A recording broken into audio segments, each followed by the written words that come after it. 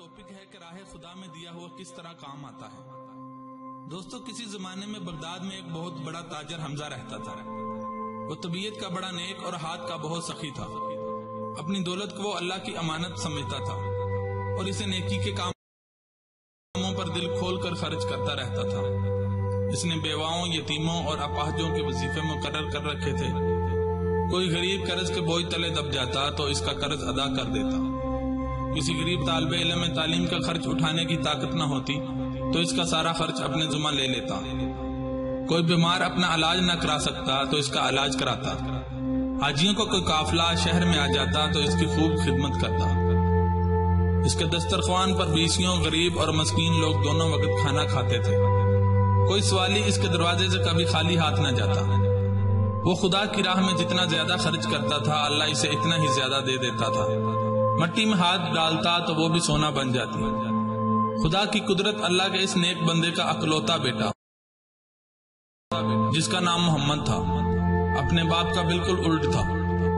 وہ عیش و آرام اور دوسرے فضول کاموں پر بے تحاشا خرچ کرتا رہتا تھا، لیکن کسی غریب اور محتاج کو کچھ دینے کا اسے کبھی خیال نہ آیا تھا۔ اس کا نیک دل والد اس سے کہا کرتا تھا کہ جو شخص اپنا مال صرف اپنی ضرورتوں اور اپنے عیش و آرام پر خرچ کرتا ہے، ایک دن اس کا مال ختم ہو جاتا ہے، لیکن جو شخص اپنا مال اللہ کو خوش کرنے کے لیے یتیموں، بیواؤں، نکارہ بوڑھوں، غریبوں اور محتاجوں پر خرچ کرتا ہے، اس کا مال کبھی ختم نہیں ہوتا، کیونکہ اللہ نے ایک کے بدلے 10 دینے کا وعدہ کر رکھا ہے۔ محمد بن حمزہ اپنے باپ کی نصیحتوں کو ایک کان سے سنتا اور دوسرے کان سے نکال دیتا۔ باپ بیچارہ اس کے عللے تللے دیکھ کر جی میں کرتا رہتا۔ آخر ایک دن اس کا آخری وقت آ پہنچا اور وہ اللہ کے پاس چلا گیا۔ اس کے جنازے پر اتنا ہجوم تھا کہ کسی بادشاہ کے جنازے پر بھی نہیں ہوتا۔ بیوہ عورتیں، یتیم بچے اور غریب مسکین لوگ دہاڑے مار مار کر روتے تھے اور اپنے محسن کے لیے دعائیں کرتے تھے۔ محمد بن حمزہ نے یہ سب کچھ دیکھا، لیکن اس پر کچھ اثر نہ ہوا۔ اس نے سارا کاروبار ملازموں پر چھوڑ دیا اور خود باپ کی چھوڑی ہوئی دولت کو عیش و آرام میں اڑانے لگا۔ ملازموں نے اس کو کاروبار کی طرف سے بے پرواہ دیکھا تو وہ بے ایمانی پر اتر آئے۔ جس کے ہاتھ جو کچھ آتا اسے ہضم کر جاتا۔ اسی زمانے میں محمد بن حمزہ ایک دن جمعہ کی نماز پڑھنے کو گیا۔ نماز پڑھ کر واپس آنے لگا تو مسجد کے سامنے ایک درویش نے اسے روک لیا اور سونے کا 1 دینار مانگا۔ محمد بن حمزہ نے اسے چند درہم دے کر ٹالنا چاہا، لیکن درویش اڑ گیا کہ سونے کا دینار ہی لوں گا۔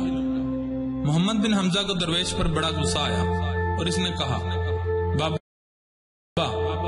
دوسرے لوگ تو جو کچھ دیتے ہیں تم لے لیتے ہو، لیکن مجھ سے 1 دینار ہی کیوں مانگتے ہو؟ درویش نے کہا، دوسروں سے تو مجھے امید ہے کہ جب ملیں گے کچھ نہ کچھ دیں گے، لیکن تم شیطان کے کہنے پر اپنی دولت جس طرح اڑا رہے ہو، اس کو دیکھ کر آئندہ تم سے ملنے کی کچھ امید نہیں۔ تمہارا بھائی شیطان ایک دن تمہیں اسی جگہ لا کھڑا کرے گا جہاں اس وقت میں کھڑا ہوں۔ محمد بن حمزہ کے ساتھ اس کے چند مطلبی دوست بھی تھے۔ انہوں نے درویش کو بہت ڈانٹا اور اس پر آوازیں کسنے لگے، لیکن محمد بن حمزہ کے دل میں نہ جانے کیا خیال آیا کہ اس نے 1 دینار نکال کر چپکے سے درویش کے ہاتھ پر رکھ دیا۔ درویش نے اس کو بہت سی دعائیں دی اور کہا، میاں یہی دینار ایک دن تمہارے کام آئے گا۔ اس واقعے کو کئی سال گزر گئے۔ اس عرصے میں وہی ہوا جس کی درویش نے خبر دی تھی۔ محمد بن حمزہ کا کاروبار تباہ ہو گیا، سب کچھ نوکر کھا پی گئے، باپ کی دولت بھی بالکل ختم ہو گئی۔